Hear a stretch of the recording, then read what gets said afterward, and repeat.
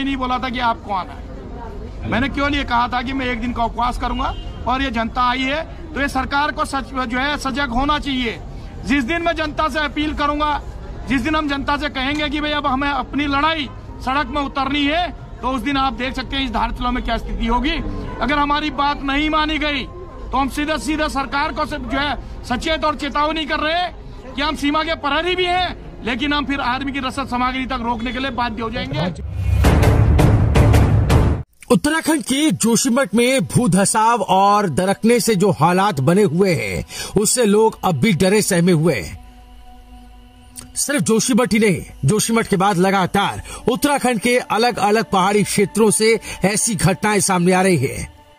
जोशीमठ की तरह ही उन इलाकों में भी लोगों ने सड़क पर उतरकर अपनी आवाज उठानी शुरू कर दी है।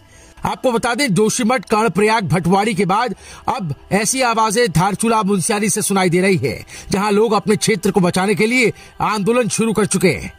आपको बताएं कि धारचूला के मुनस्यारी में बहुत से ऐसे गांव हैं जो पिछले कई सालों से आपदाग्रस्त है और यहां के लोग अपना घर छोड़कर टेंट में रहने को मजबूर हैं। क्षेत्र की समस्या को लेकर स्थानीय लोगों ने अब आंदोलन शुरू कर दिया है। यहाँ के विधायक हैं हरीश धामी, जिन्होंने लोगों की समस्या को देखते हुए एक दिन का उपवास भी किया। को ये नहीं बोला था कि आपको आना है। मैंने क्यों नहीं कहा था कि मैं एक दिन का उपवास करूंगा और ये जनता आई है तो ये सरकार को सजग होना चाहिए। जिस दिन मैं जनता से अपील करूंगा, जिस दिन हम जनता से कहेंगे कि भाई अब हमें अपनी लड़ाई सड़क में उतरनी है, तो उस दिन आप देख सकते हैं इस धारचूला में क्या स्थिति होगी।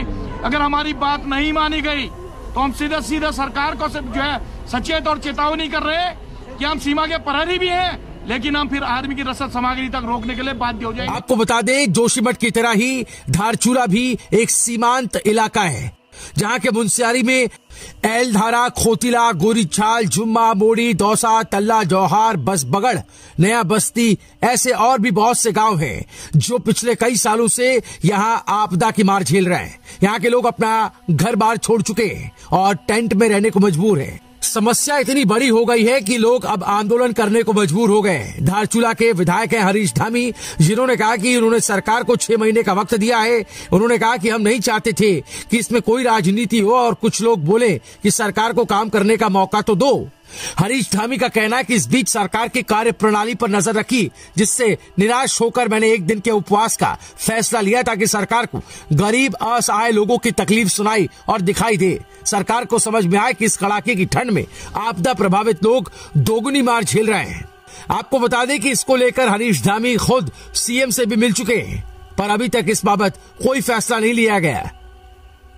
इस तरह से बहुत से गांव हैं जहां के हालात नाजुक बने हुए हैं।